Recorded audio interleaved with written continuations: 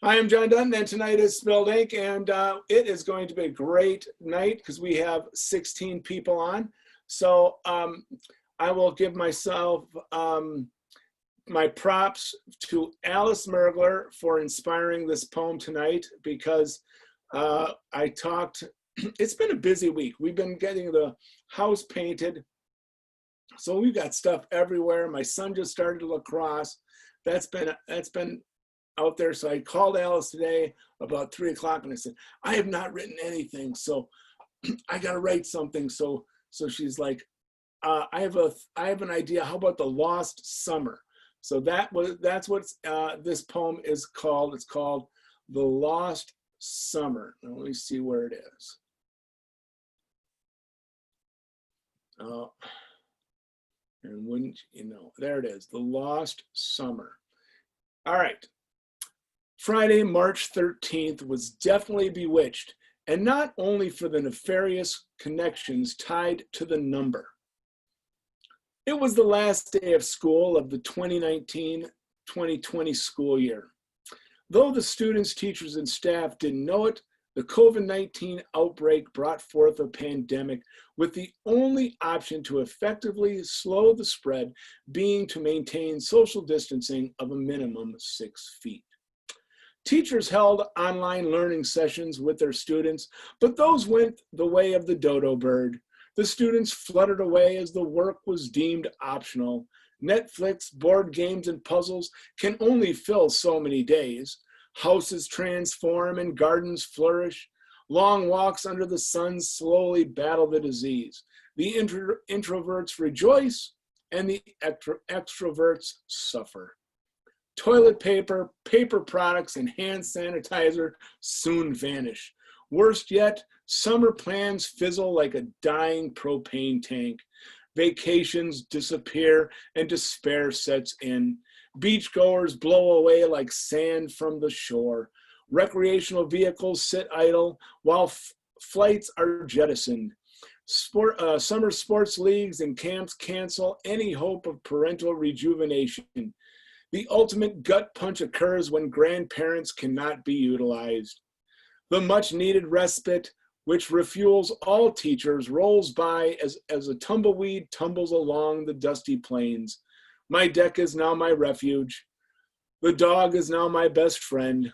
The stack of tomes, my only hope of passing the time. My motivation is sucked dry as the protective clouds evaporate. The summer morphs into one long, fitful nap. I wonder if this pandemic is ever going to end. And that is the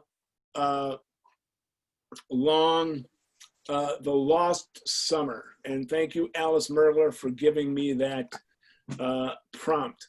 And I have one short one after that, if I can find it. Oh, and I also have somebody in.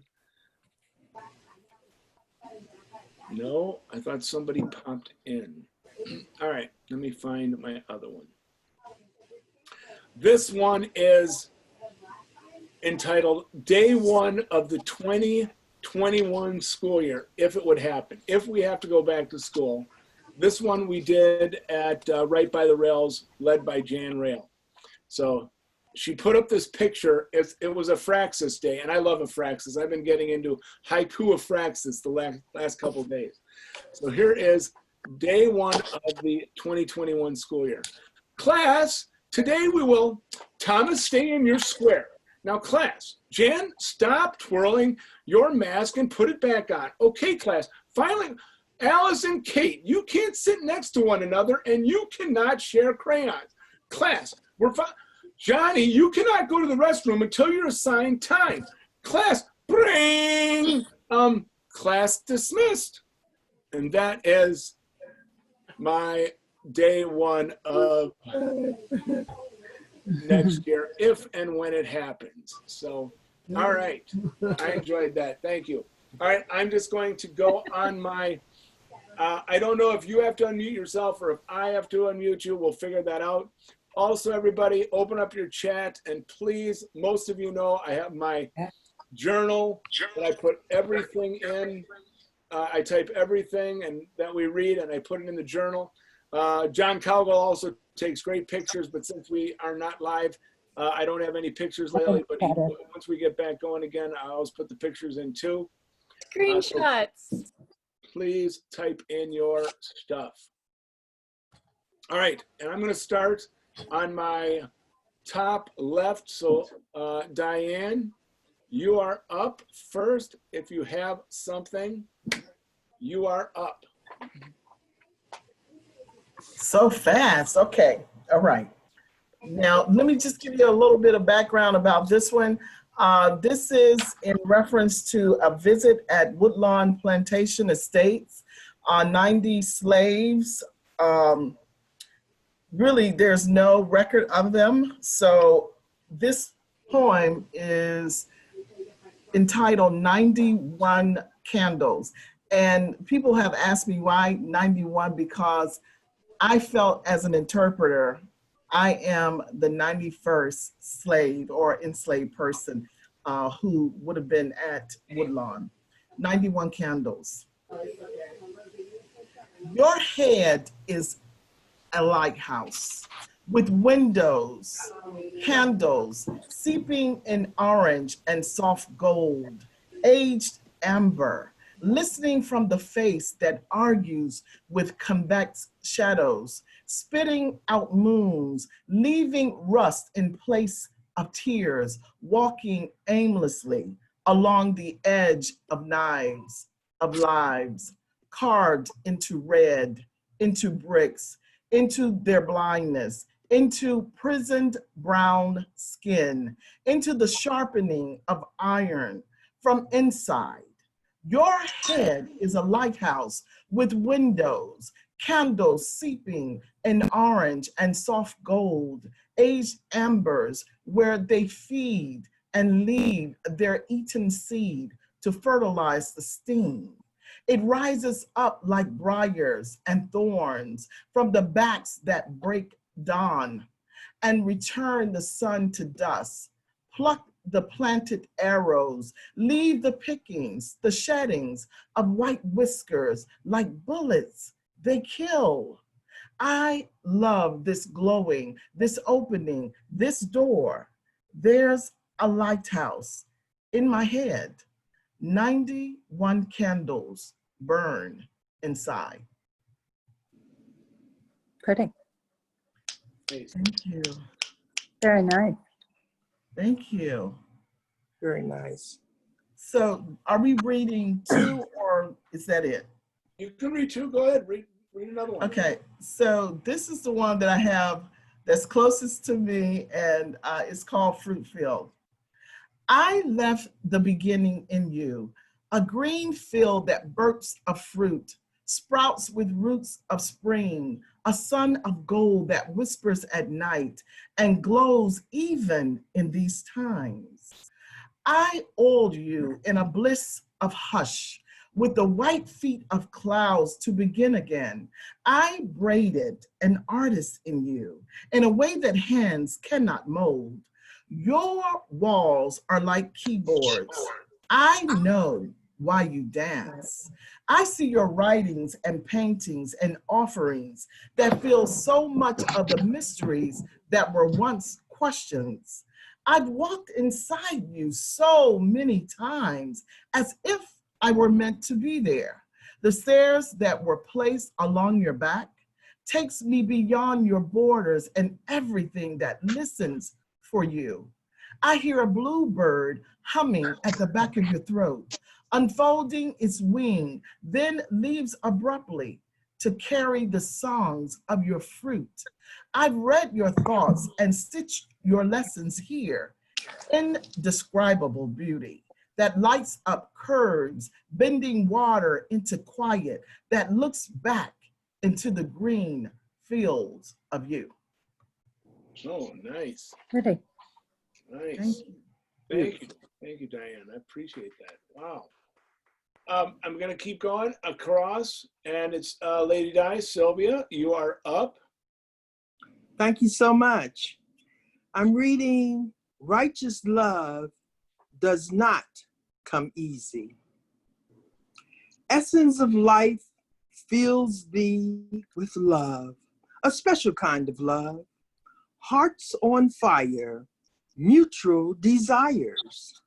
Oh, how love connects us to each other's souls.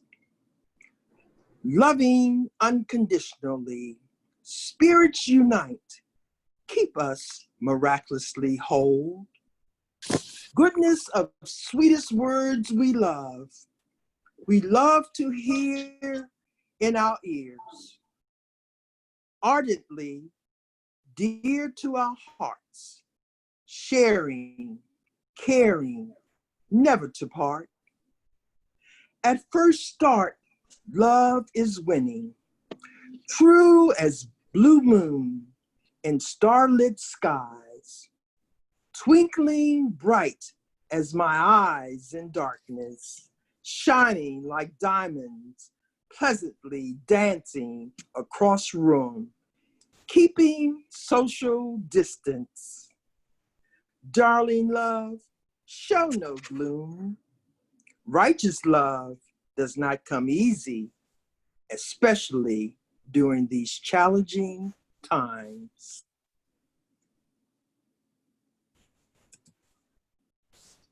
That's a perfect title. Perfect title. I loved it. Thank you. Yep. Did you have another? Or do you have any other that you would like to read tonight? I have so many poems, but I'm gonna pass simply because I overbooked myself. I wanted to make sure I got you in early, so I did let you know that. Yes, I thought it was 6:30, so I'm kind of late for the other, but it's okay. And well, so I'm just gonna leave it at one. And glad thank you for here. everyone that's here already tonight. And I hate to leave you as such a No worries. lovely group of poets. It was wonderful chatting with you tonight, and we will Thank you see for you your again poem. later. Okay, thank you. See you. Thank you so much. I'll see you again. Take care. Bye-bye. Thank you. Brian, you are up. Brian Donald James, you are up. Take it away. All righty. How's everyone doing tonight? Can you hear me? Loud and clear. Okay, thank you, Morgan. So I have 3 short ones tonight. I have a set of 30-year-old twins, so I wrote a poem about them. Twins. They speak in ancient languages, lost or reborn in wombs, in phrases both loud and inaudible. We have not been invited to learn. So we think they're rather snobbish, these kindred babies looking in mirrors without leaving cribs. They are the thoroughbreds released to run on playgrounds, manes flowing in the wind, cutting on dimes succinctly, incredibly, as if pulling the invisible reins for an unknown master. They are inseparable. Now they are the men who board trains for universities, for new lives. Upon departure, they both turn succinctly and say, "Thank you, Dad," and then leave to claim seats. I nod in the knowledge that I finally cracked the code, for their hidden language is love. Thank you. The next one is Sister Patterson. And I'm sure we all know this woman, Sister Patterson. Sister Patterson clutches the Bible and turns the well-worn pages slowly. After prayer and dressed in her housecoat, she scrambled eggs and has coffee or tea. Willie Jr. done left a message begging for money to squander. She about to give up on that boy. Ain't nothing more she could do. She always arrives at church early to greet the pastor and first lady. The young ones know not to play when she teaches Sunday school. She makes a mean potato salad and lemon cake for the after-service meal. Her funds are always tight, but she pays her dues faithfully. She fuss at me and say, "Boy, you would be a reverend if you weren't looking out windows daydreaming." Now, I always respected Sister Patterson. She was strict, but she was a good woman. But I remember thinking, I'd rather be a poet. I have too many stories longing to be told, and she just became one of them. And the last one is Love Purgatory. And I wait, as the moon was replaced 1,000 times over, as great nations rose and fell, as the oceans of the world became ice, somewhere between heaven and hell. Thank you. Thank you, Brian. I loved the Sister Patterson one. It brought me back to, I want to say it was the story of Flannery O'Connor, where I think it was thank you, ma'am, if I'm getting that one right. English people help me out there. I think it was thank you, ma'am. I loved it. All right, Hiram, you are next. Great, thank you. Thanks so much, John, for creating the space here. Really a great group, and I'm looking forward to hearing others read. I've got 2 pieces I posted, and I think I'll maybe post again, not to be a pest about it, but just so people are aware. Oops, getting a lot of echo. I think maybe somebody needs to mute. Here we go. About a program that was held this time last week, where about 4 of us poets, Diane Parks, who you just heard read, Diane Wilbon Parks, who you just heard read a minute ago, and Lady Di, who you just heard read a minute ago, Patrick Washington, another fine poet from Prince George's County, and I visited Woodlawn, which is a historic plantation estate in Fairfax, Virginia, right off of Route 1, and wrote about the pretty much unknown story of the enslaved communities. And you heard Diane read one of her many pieces that she wrote while there. Well, we pulled all or several of the pieces from all 4 of us together into a program called Voices of Woodlawn. We presented it on Zoom last week and recorded it. The 60-minute recording is now on YouTube, and I realize 60 minutes is a long time to ask anyone to spend with this program, but even if you could just go in and sample a few of the pieces, I know I'm biased, but I think you'd find them very, very powerful pieces. We have accompaniment by Cliff Bernier on the harmonica and some artwork by Diane Wilbon Parks that she produced after visiting Woodlawn. It's a pretty moving and very, very timely program. So I pasted the information once, and here it comes again with the YouTube link. This first piece I'd like to read is called One More Thing. There should be a prize. There should be a prize for the best name in town. For the one that more than any other barges in before we're ready, or acts like rainbow light does on our face, or tamps dirt down like in a story. A name that gets things done without us. There should also be a big blue ribbon right in the middle for the most enjoyable place we know of. The sort of spot that's muddy with ideas, that won't stay put but for a minute. Somewhere that's deeply lovely because it hasn't learned a thing yet from its mistakes and smells like ferns do sometimes. Most of all, there should be a nice medal for the kind of friend who says so, even when they shouldn't, who looks at you up close and often as if you're a fool, and thinks of you later on, long after, by frowning. And the second piece is called August. August. Who's the best person you've ever met? Out of everyone you've ever known, who would you pick out? Who would you pick out? If you say it was the baseball player some summers back, then you have to say why.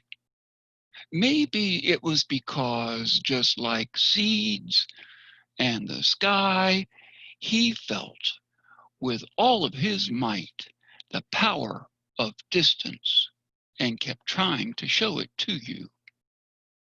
If you say the best person was the widow next door, then you're also saying how every step up leads to autumn, or even further, to a worried wisdom, because she was your school. Maybe you'll say it was that kid when you were a kid who smelled like straw or a tunnel. Surely of everyone you've ever known, he was most like sandals. Or maybe you'll not think of anyone right now as you're loving around, which is fine, so long as you're good as a penny. Thanks so much, John. Appreciate it. All right, thank you, Hiram. I appreciate it. We're moving on to Lesley Tyson. Lesley, you are up. Let me mute myself. Okay, let's unmute myself.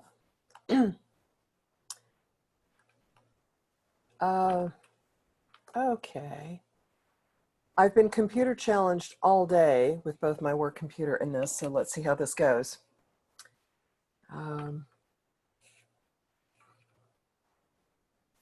It's called Weight Off the Wall. I wasn't there when it happened. Any triggering event unfelt where I may have been. I came home to find the photo collage of Granddad's farm on the floor. Glass broken, frame twisted, old photos torn. I gathered pictures of my mother's childhood, most salvageable, even unaffected. The one of 4 girls in old-fashioned dress gathered solemnly around the perambulator, without apparent occupant, a relief. This small piece of family history survived. This is the picture before the experiment, the adventure. The small monochrome square of the location, now torn in two between house and dry stone wall. Rough edge running along the stream where 4 adventurous girls tried to fly a perambulator across stony water.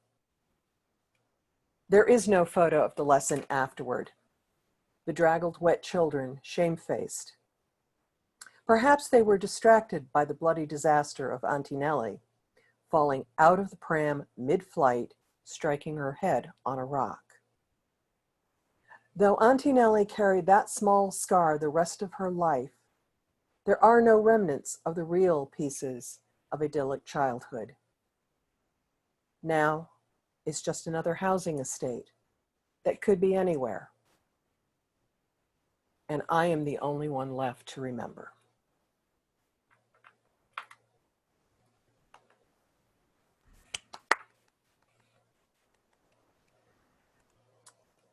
And the title of this comes from Facebook. One of the things that is that I'm really enjoying, and it's sort of the solace at the end of the day during our isolation, is Billy Collins is doing a poetry broadcast where he reads some of his own poetry. He brings in other poets. He's been showing us jazz and even experimenting with, early rock and blues and stuff like this, and talking about it in poetry lessons as well. He is a professor. Today, he even got Facebook to interrupt the broadcast because he played the new Bob Dylan album, apparently violating some sort of copyright. Go figure. But what's been happening with weather and everything, Facebook message, broadcast interrupted. This is where this poem comes from. I was following every word, except I didn't understand how the dog sniffing at the tree at the end of the drive quite connected to spiny cruelties and the flat brashness of an itchy weather front experienced while you waited in Lautrec's garret. I swear I even stopped blinking so I would understand your metaphor, likening foreign travel to the experience of the rippled bloodlessness of sunbows. I'm sure I followed your argument of reading Ulysses out loud with strangers as a way to perceive Odinil asteroids. But I missed the connection to your unbuttoning your... As the scene shifted, seemingly seamlessly, I sat watching newsreel commentary of a history apart from the cosmic connection of my creation until the man in black approached with the needle dripping ambrosial righteousness of cobalt. And I woke screaming as I fell from the chair, remembering your eyes behind the glasses.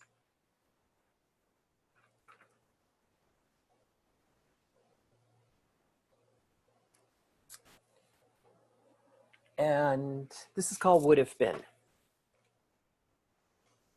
The note on my calendar tells me today is your birthday. But when I trace back through currents, I find you ended earlier than I ever imagined, in the darkness at year's turn. Only a few discreet notices that didn't reach the dusty corners of our faded friend relationship. I thought we remained comfortable in the silence, decorating the distance. We long since talked ourselves into our opposite corners, nothing painful or bitter in our choices. We left everything in those moments together, both admitting at the outset, once in a lifetime had been and gone. We accepted inevitable differences, finding commonality in oddities, returning to separate centers without regrets.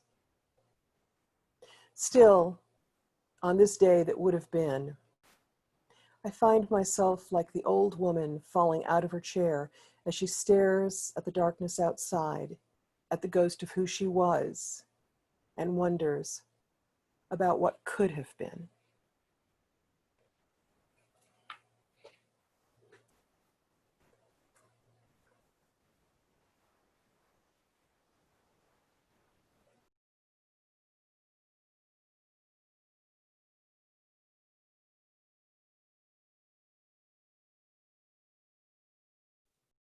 John, you're muted. You're muted, John. Sorry. I thought Lesley had one more. Threw me off. Thank you, guys. Robert, That was three. Was it? Oh, Yeah. Okay. That was smooth. Weight off the wall, broadcast interrupted, and would have been. Oh, that's right. Right. All right. Thank you. All right, Robert, you are up.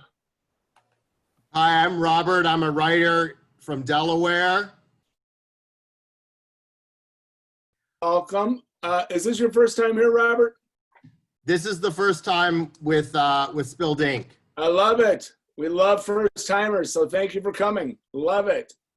Thank All you. right, Robert, knock us off. This poem is called Next To. Next to fallen soldiers, there's a vulture. Next to a vulture, there's a helmet. Next to a helmet, there's a metal name tag. Next to a tag, there's a bunker. Next to a bunker, there's a bald cannon. Next to a cannon, there's corpses. Next to corpses, there's an apple tree. Next to an apple, there's a dove. Next to a dove, there's closed eyes. Next to eyes, there's an unfound family. Next to a family, there's soldiers. That's that one. Thank you.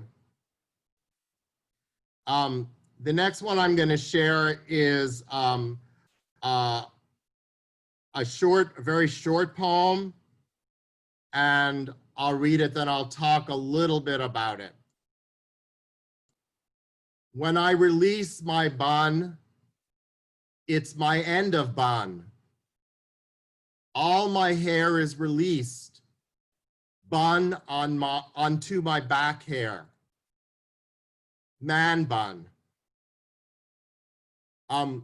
What I was trying to do with this poem is only at the very end of the poem to let the reader know what the gender was. And then I put the title as the very last line of the poem, as opposed to the first line. The last thing I'm going to share is ideas for a new poem I'm starting to write. My working title is Crossing the Delaware Bridge, and I'm planning to make it a tribute to the state of Delaware, partly inspired by Walt Whitman's Crossing the Brooklyn Ferry, partly inspired by Davante's Divine Comedy, where one way on the bridge goes to hell and the other way goes to heaven. I'm uncertain about keeping the name of the poem. I may change the word bridge to river.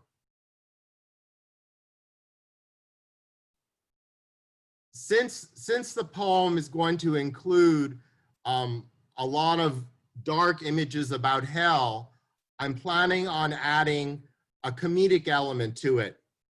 So one of the guides going one way is going to be Captain Kangaroo, and the other way is going to be Mr. Green Jeans. And another character on that show was the Moose, and he dropped ping pong balls from the ceiling. So I'm going to have the Moose drop ping pong balls over the bridge. I intend to include all parts of a bridge, the 7 virtues, the 7 deadly sins. Some other random thoughts is that there will not be a rest stop on the bridge, but there'll be a hell stop. And one of the lines that Mr. Green Jeans will say is, after we died, CBS recast us as bridge crossers. The national bird in Delaware is the blue hen.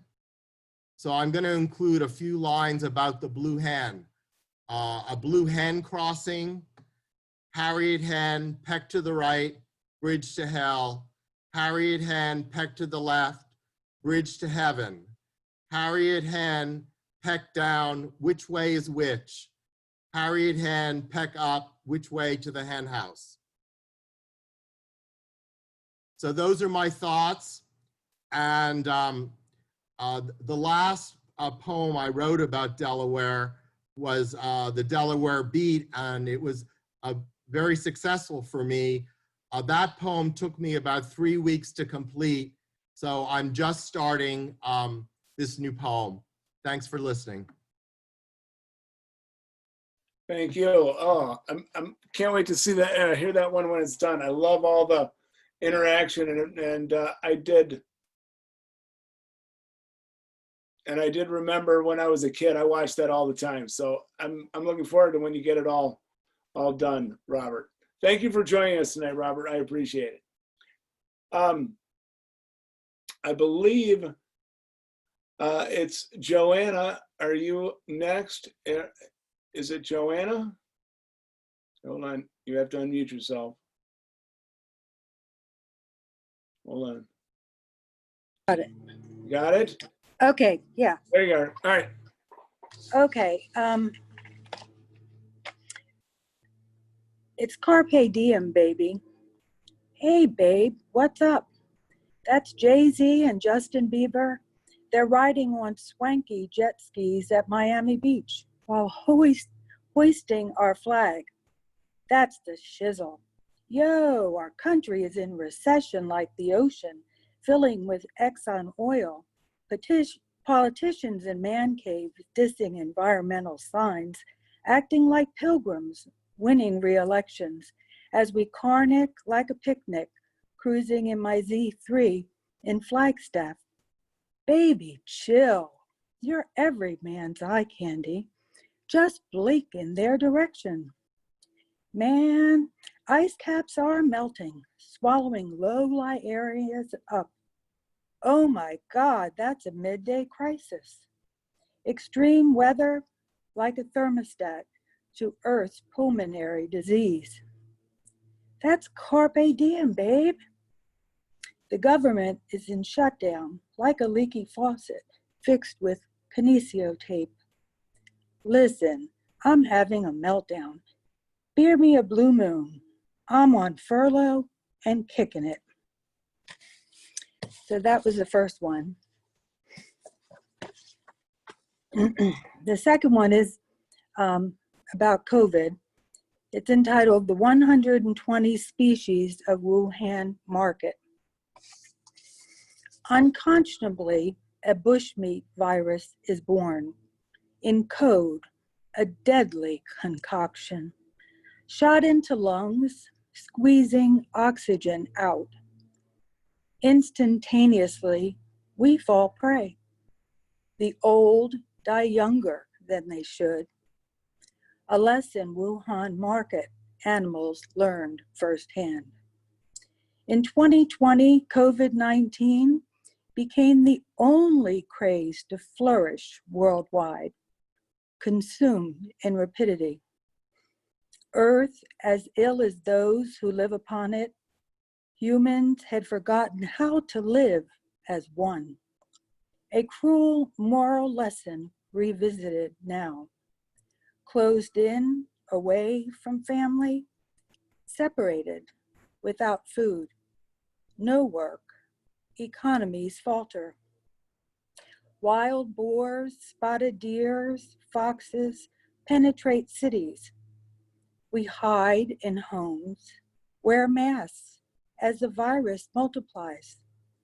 We can't hold hands or kiss or communicate without risk, caged in a conundrum we created. Life requires value, be it animal, a tree, a human, or a planet. Without value, nothing flourishes. Mankind, the 121st victim of Wuhan market. Thank you. Thank you, Joanna. That was wonderful. Thank you. Thank you very much. Thank you. All right, Morgan, you are up. So here you go. Hello. So if you read my blog or follow my vlog, you've probably already seen this one. So I apologize to y'all, but for everybody else, hi. And this is an essay I wrote, and I probably should have said something a lot sooner. So I've been saddened. I've been outraged. I've talked to my friends, my family, I've shouted at them, but publicly, I've been silent. What could I say? Shouldn't I be listening to those who were suffering? If I spoke out, would I be speaking over those whose voices we need to hear? Besides, I talk about writing, not politics. I told myself that this wasn't my space. It wasn't my fight. I should stay out of the firing range. But right now, my silence is tacitly supporting the status quo.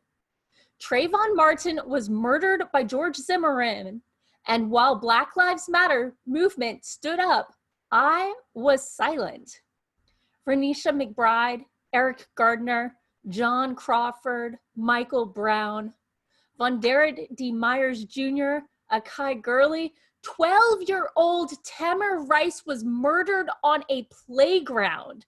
Antonio Merton, Freddie Gray, Sandra Bland, Alicia Walker, Island Nettles, Candace Capri, the Charleston Nine, Philando Castile, Corin Gaines, Ahmaud Arbery, Breonna Taylor, Iyanla Dior, George Floyd, Tony McDade. I can't breathe. And I was silent. The Freedom Riders rode again. The Ferguson protest, St. Louis, Baltimore. No one arrested, or at least no one indicted, or all acquitted. Protests fill the sports games, the internet, the roads. The peaceful ones aren't even covered. The ones that end up on TV are called out for being the wrong place, the wrong time, the wrong way. And I was silent. Protesters in my city being tear gassed with my state delegate on the front row 3 miles away where I could hear the sirens. And all I asked was for everyone to stay safe. I could fill a book with the names, so many names, so many lives taken. And that's only looking at the ones that the media deigns to mention, the ones in the last 5 years alone. This problem isn't new. So many places where police have escalated situations when they should have de-escalated. So many killed for the alleged suspicion of a crime whose fine is less than $1,000. In this nation of the free, where all people are supposed to be created equal, where all people are supposed to be valued, where your very being is politicized. Anyone whose life's experience is outside of the default is seen as political. When I talk about the unique issues that women face, well, women's issues are political. When Black people talk about the unique issues that they face, that's political. When Black women talk about the unique issues they face, being both Black and female, well, that's extra political. Black lives matter. The Black men, the Black women, the Black trans community, the Black LGBTQA community, the Black children, all of them. But this is a writing group. If you look at my past writing on my blog and wherever, you'll see me talk about ways to add diversity to your novels, to make sure that you're not stereotyping or parodying the people you want to represent, the people you should be representing. Diversity of race, of gender and orientation, of class, of mental health condition. No matter where you go in history, life has never been as homogeneous as the history books try to insinuate. And why should it be? And the ruling class has never been as equitable with the enforcement of their laws, be they just or not. Now, fiction is a space for exploring the worst possible futures that could lay ahead if we stay on this path. As like Ebenezer Scrooge, we see the shadows of what might be, and they loom dark. Fiction is also a space to explore the worlds that could have been if we had been better, more welcoming, more inclusive, more just. It can show the bright future of what could be if we rise to our better natures. It can show a possible roadmap forward. Fiction can show hope. So what do? If you are in the majority culture, in this case, if you're white, It's on you to reach out and learn about other cultures, other experiences, the Black American experience. Do your research. Don't assume you can lean on someone of the culture you wish to learn about. Your Black friends and family, and make them do the heavy lifting for you. They've got enough on their shoulders already.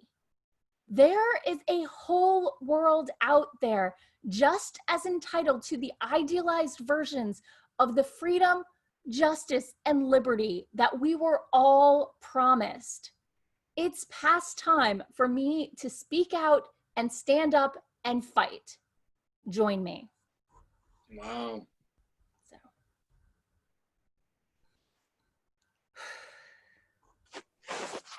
Thank you. I needed to say it. So. I love it. Thank you. I love it. It means a lot to me. It means a lot to me. Thank you, Morgan. Thank you. Thank you, Morgan. It was beautiful, amazing. Thank you. Thank you so much. Thank you so much. You did.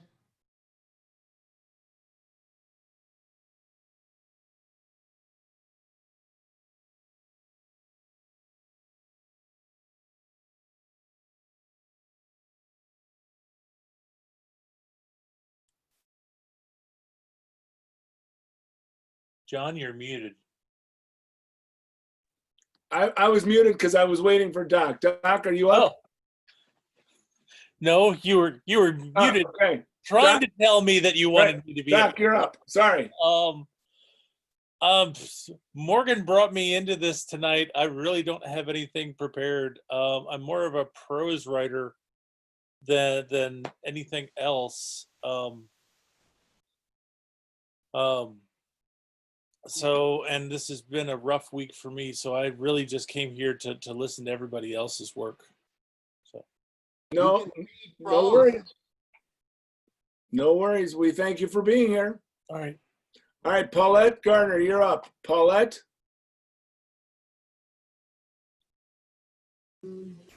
Okay, can you hear me now? Yes. Okay. Hi, everybody. I'll be reading a poem that I've read some time ago. It's called Gone Fishing, and I thought it was appropriate during this COVID time. Have you ever gone fishing in your mind and caught a gem of thought, then lose it just as quickly as you tried to pull it in, and thereafter pondered its elusiveness for hours and hours hence, and tried and tried and tried to snare that thought again, that gem of thought that slipped away, swimming free again in the sea of the mind? Thank you.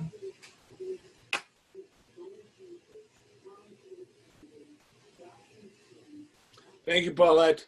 You're welcome. All right, we're moving on to Megan McDonald. McDonald. Okay, so I've been a little bit dry this week, or what I have written, I didn't get typed up, so I'm going to read some slightly older and hopefully give us a little bit of comic relief. So I've got a couple of ones that, the first one is what I would like to be able to do, and may well be, if I can't stand work anymore, it may well be my resignation letter. Hell off a customer. Rules of the call in dreamland. Be rude. I am most unhappy to help you. You cannot be answered today and never by email on Tuesday. This is Thursday. No calls have to be answered. Call back when you get a brain. Oh, and the voicemail will remain broken until a week from forever. Have a nice day. Okay. So the second one is word nado, which was a prompt to take a news article and sort of parody it, make a satire of it, and it was a news article on snow nado. So I have word nado. Warnings are over. Repeat. Warnings are over. If you have not taken refuge, you will be consumed by the incoming deluge of words. All words entered, captured, brought, downloaded on the World Wide Web have broken free and are flooding the planet with waves of words, splashes of stanzas, flames of fantasies. All attempts to curtail words and free speech is finished. Anyone caught reading in the incoming rain will be incarcerated, along with the warning, repeat, anyone found with words and ink will be executed. Warnings are over. Repeat, warnings are over. And then the final one is not shiny. In the time of push me, pull me, and the clatter of crowds, the theory of randoms hits a stifle wall. I no longer want to live matchy work dress up. The result of age, stress, and a growing intolerance for work politic bullshit leaves me resolved to quit, open a stir-fry truck, and then reality slaps me. I can't live on carrots, onion sprouts, and tofu. I have learned to love steak, and finances say steak equals job. So I put away pen for keyboard and automate myself redundant. For now, I have a job, even if it's no longer fresh, shiny, just waiting for another do-nothing alteration. Thank you. Oh, I loved it, Megan. I love that last one. That was funny. Oh my gosh. And I love the second one. It reminded me of 1984 or Fahrenheit 451. Loved them. Thank you very much. 1986, because I have one that I should pull out of retirement of bread milk eating locusts. Thank you. All right, my screen shifted, but I think I'm back on track. Anand, you are up. Thanks, John. Hi, all. I'm going to read 3 poems. The first one is Untitled. Evenings have come and disappeared. Afternoons have vanished. Days are gone. Time has a momentum, a rhythm. Have you been able to find anything for yourself? Seen through and realized the mishmash of rays and the dust on the mornings are not eternal, neither are our calms. Second poem. It's titled The Mountains. It is a tide, she says, that has taken us over. You will not find any more traces of mine. This is the dispersion atop waters of Pariah. Pariah does not exist, nor do we. But the mountains are immortal. Jungles watch everything, so does the earth. The trees have witnessed. The hum of the summer's night has melted with our sweaty bodies. And the mountains have always been immortal, and watchful trees have always been silent. Last poem, it's called On Abandonments. Bravo, you've lasted till now. Surprise yourself, as a heap of things lies undone, undeterred, till your penciled horizons dark and blue. People on the streets, around the nooks and corners of your life, the billows that rise from your unfathomable solitude. Your imagination has kept wandering like city dogs, trying to save itself from the streets you never belonged to. You held your ground. This picture, an endless desolation, a prolonged night, but you see, death was never the answer, and by far, the longest of your journeys have been to self, tumultuous and in vain, leaving the marks of your abandonments all over, fences of small homes looking out in the open, dirt roads, railway tracks, here and afar. There it lies, the most precious of your thoughts of leaving undone. Leaving never had no bounds, it is endless and complete and easy as the morning breeze, lowering its weeds on lakes, intoxicating pure waters, annihilating the most ancient. Winds and mountains, you see, are older than you and your history, and beliefs of the most talented of your creed, a wave that rose and killed worshippers and none, took them all in a fold as the procession marched on. Thank you. Thank you, Anant. Thanks. I had one. I wish she should have said something. I wish she said something. Brittany had to leave. I would have gotten her in. I would have moved her up. So if anybody has to scoot out, remember that. Just let me know, and we will definitely plan around. John Cowgill, you are up. John. Okay, there I am. I'm unmuted. How's everybody today? Pretty good. John. I said, hopefully by the next, if we do the next one on Zoom, I'll have my webcam ready and you'll actually get to see me instead of some dark screen. But in the meantime, let me share my first story, and it's called The Great Adventure of the Great Rocket Man.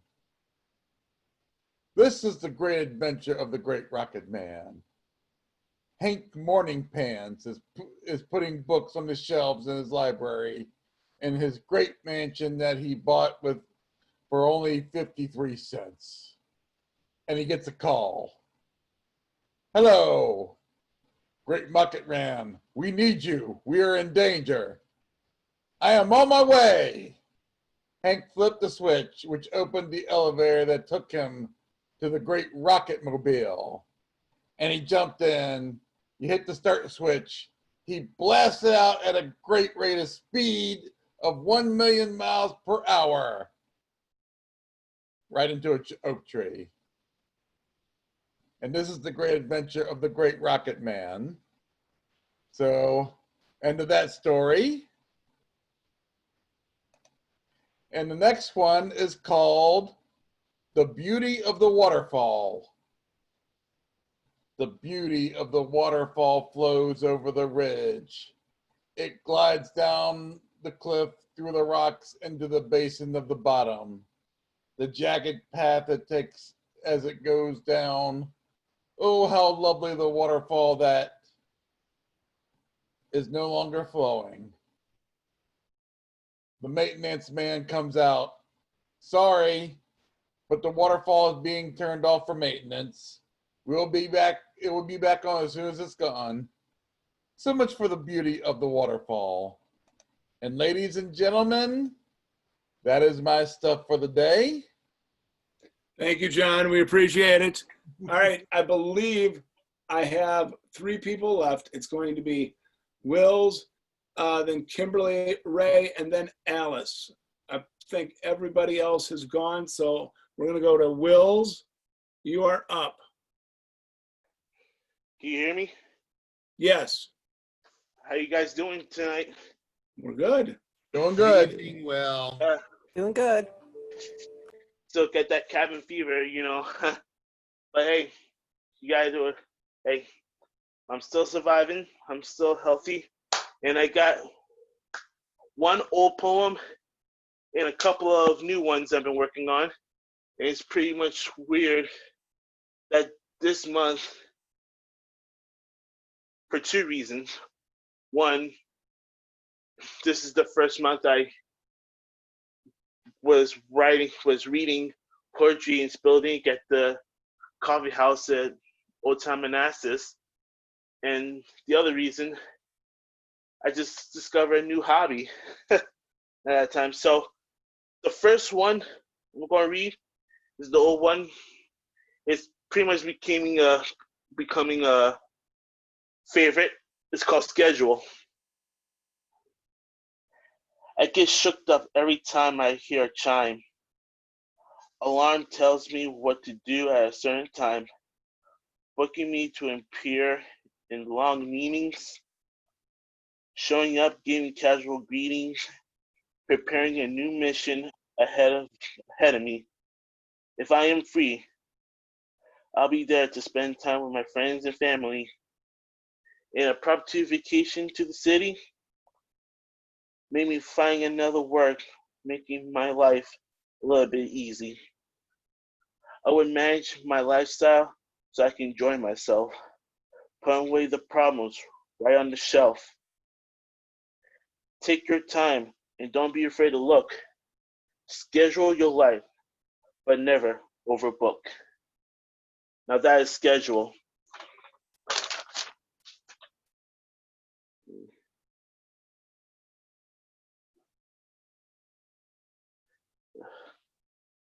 You just try to get my tablet on.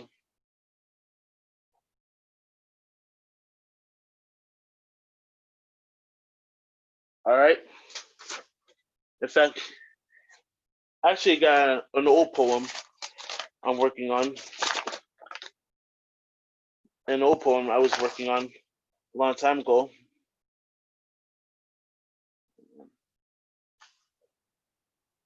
Setting up with my tablet right now, but I got another poem while it's rebooting. It's called One's Peace. I am loving this peace. It is a peace help me through the rough events.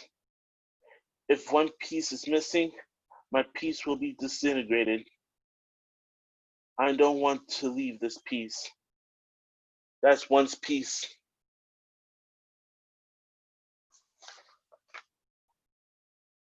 Can you guys hear me still? Yes. All right. I also wrote something, last Friday was pretty much like the most important holiday for the African American community. Juneteenth was last Friday, and I was looking over the history, and pretty much it's great to not be enslaved, not to be like being telling what to do, and have freedom. So I wrote a little bit of a tribute to Juneteenth. It's called Finally We're Free. My people were nothing but slaves by the eyes of the man. Push and pull, whipped and cracked, our bones started to ache. I feel so fed up with this. Nobody should never ever be claimed as servants. Until one man named Lincoln drafted the Emancipation Proclamation saying that no more slavery of any kind. Finally, we're free.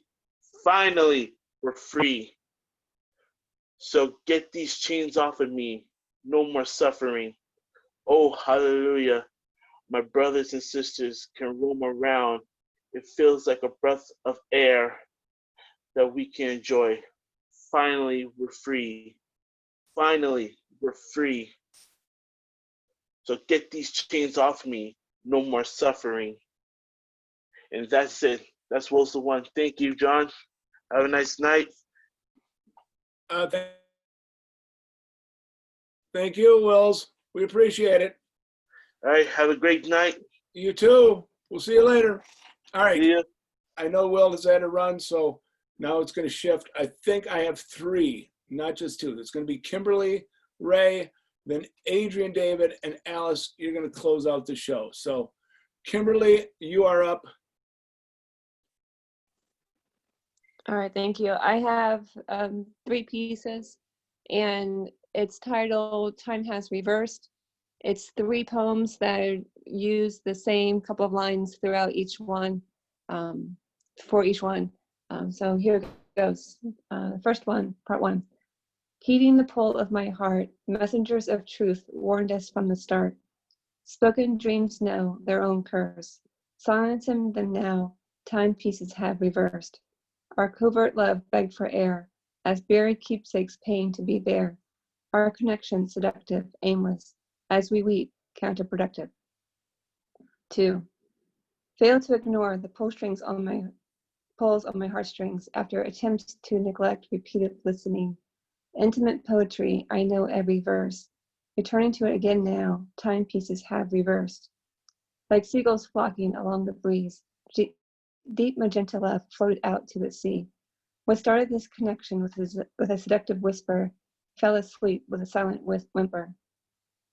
3.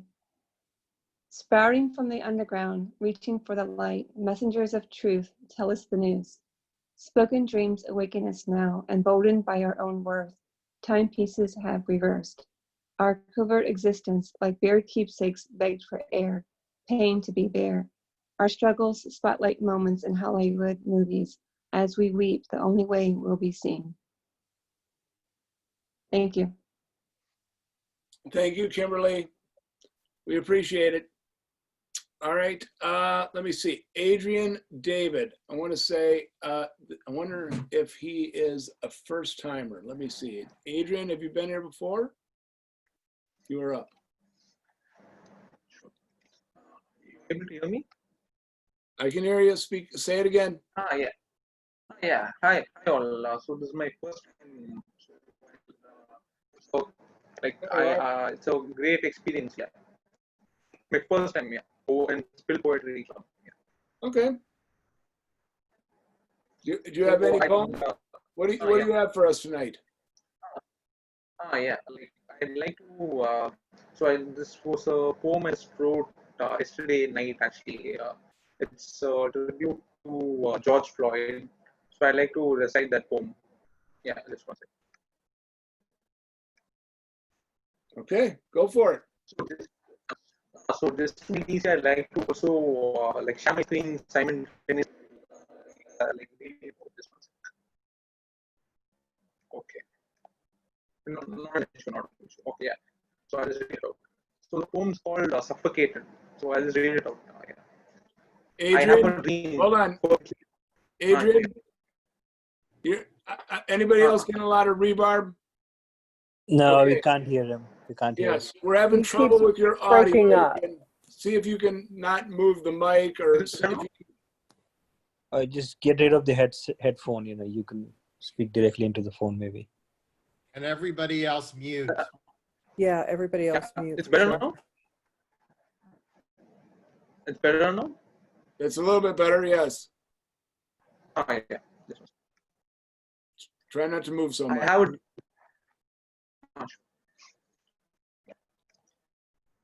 yeah. I have a dream, fervently thundered a great brother. I can't breathe, helplessly hate another. Suffocated by hate, suffocated by hate, he pleaded for mercy till his last breath.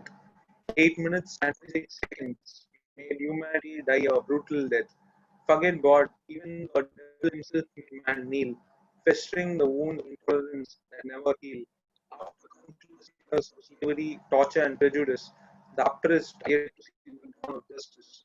People lynched, skulls torn, crosses burned. Alas, how evil the world we live in has the world we live in has turned. The color of your skin dictates how you're treated. In the battle against racism, we all stand defeated. Now the time for us to peace against bigotry and race. Shedding our differences, let's come closer and embrace.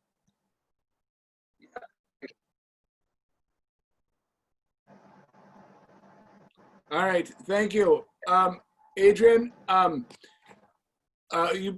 would like you to see if you can somehow work with your headset before the next time, because you were coming in and out. At least that's what I was experiencing. So next time, play around with it. See if you can not get, maybe practice not moving so much, or different mic, because it would fade in and out. And so next time, I'd appreciate it if you would read it again next time. Okay? I'd appreciate that. Thank you, Adrian. I appreciate it. I believe Alice is going to close us out. Alice Mergler, where are you?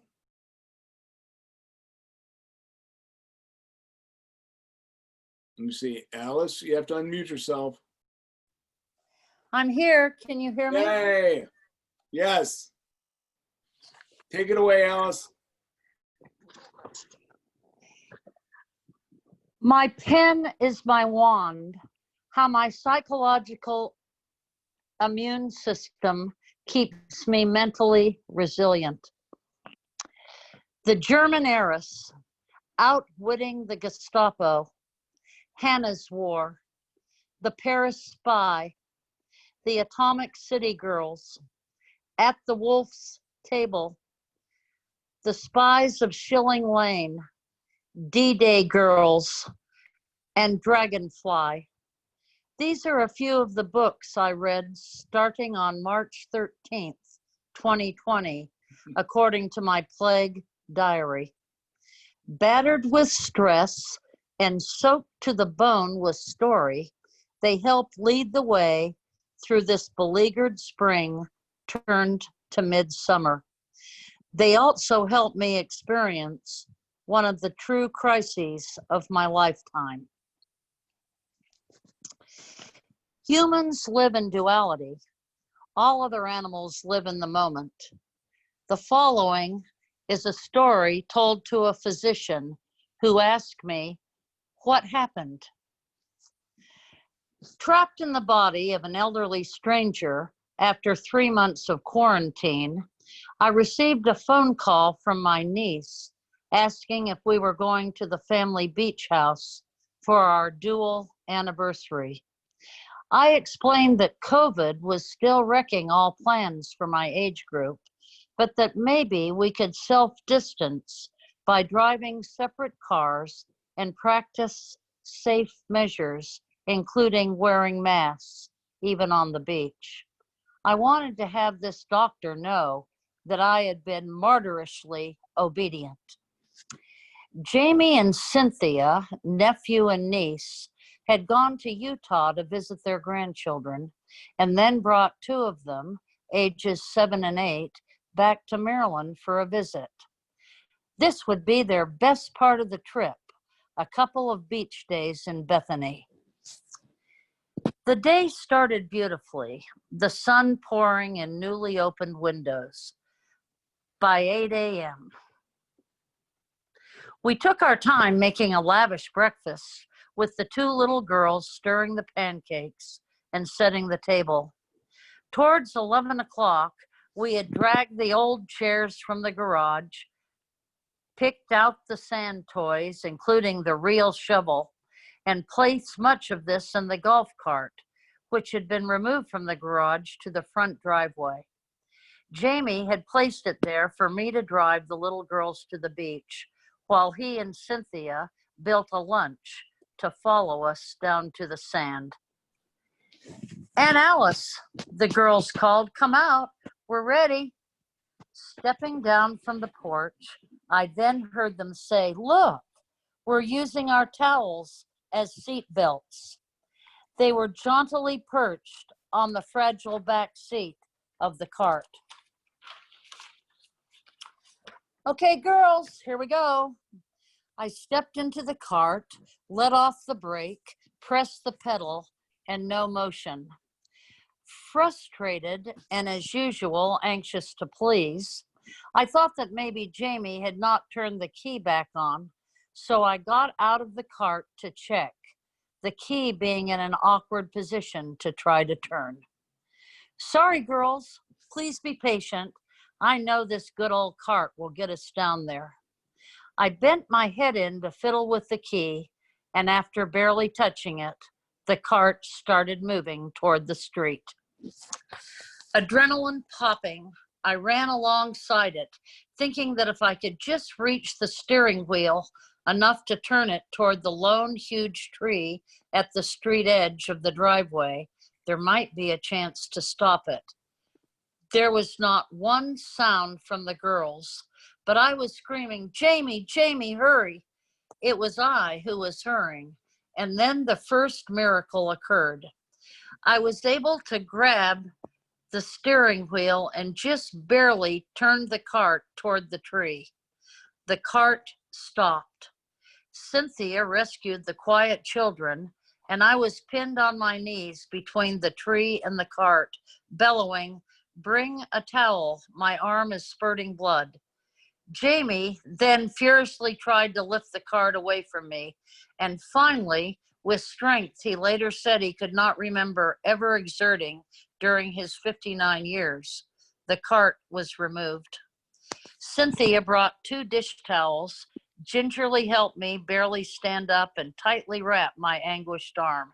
She then helped me hobble to her car, and we sped off to a local instant clinic we knew of after many years of accidents at this cherished beach.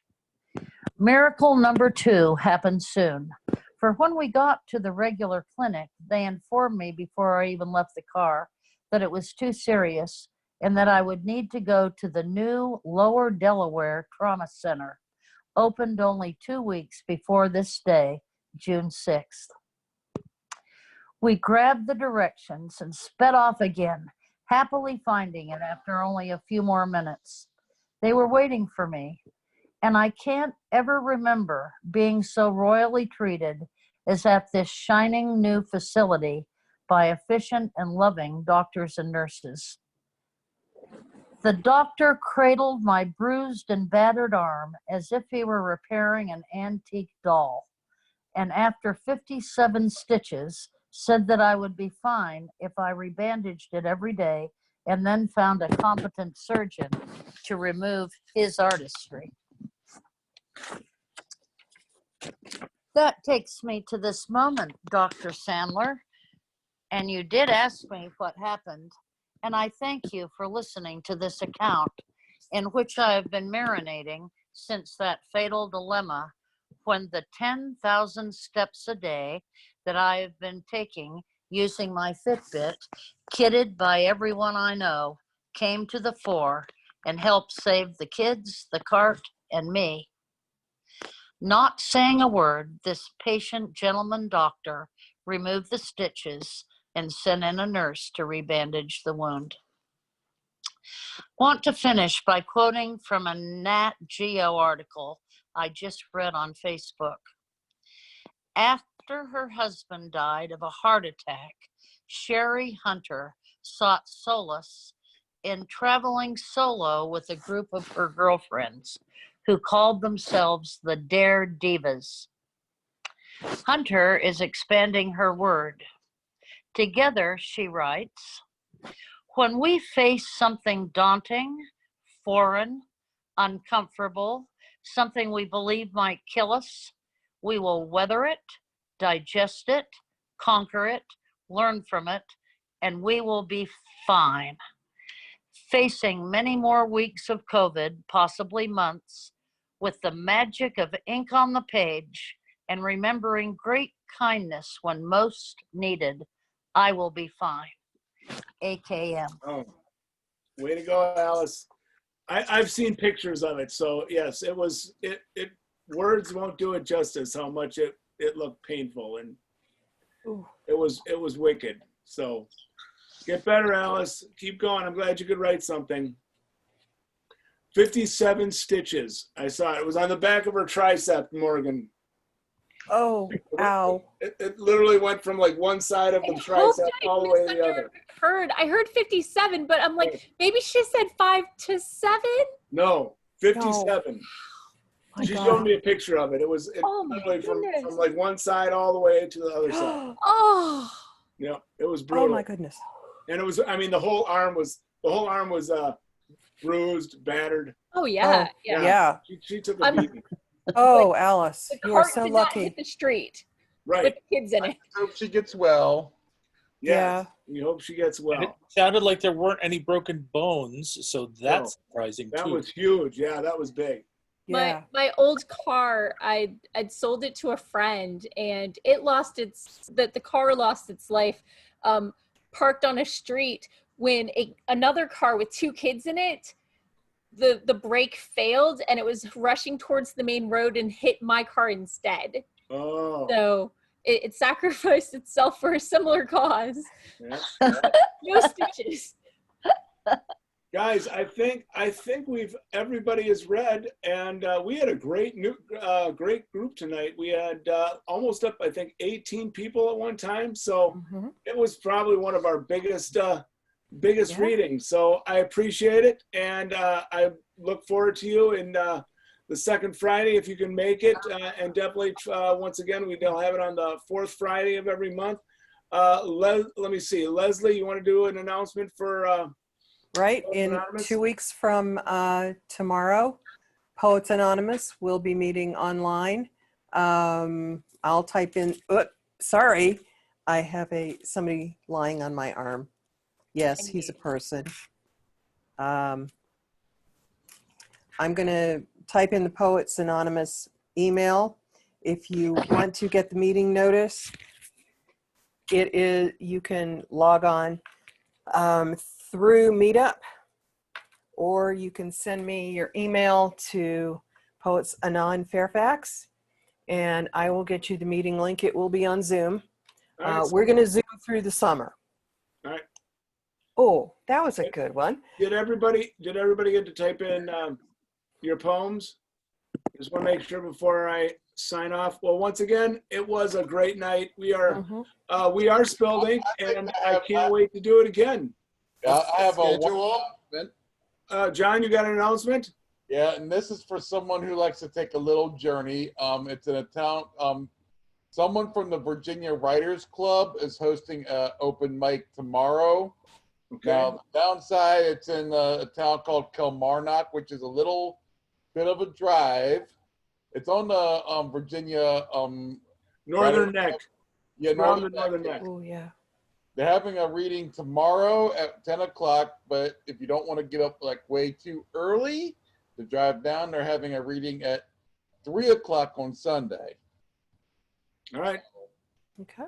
That sounds What's the good. schedule for this meeting? For the one that John just announced? No, this one, the one you just hosted. Our schedule is we go Spilled Ink East is the second Friday we start at 7 o'clock, and then the fourth Friday is Spilled Ink, which would be in the Girani location, and that was the fourth Friday. So it's the second Friday and the fourth Friday at 7 o'clock. Thank you. You got it. And if you write it, we'd like to hear it. So whatever, poetry, short stories, songs. All right. Thank you guys. I appreciate it. You guys were great. And I will see you soon. Keep writing and take care. John? Bye. John, Megan? Megan, yes?